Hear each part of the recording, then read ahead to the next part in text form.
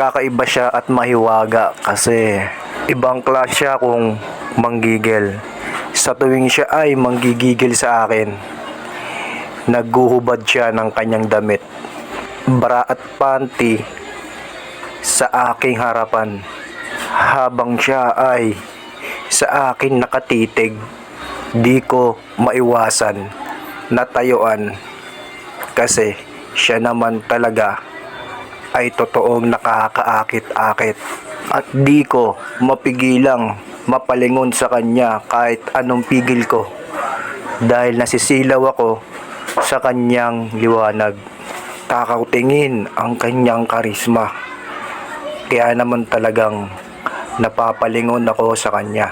Ramdam ko ang gigil niya kahit di niya sa akin sabihin dahil sa tuwing siya ay yumayakap sa akin, talaga namang sobrang higpit at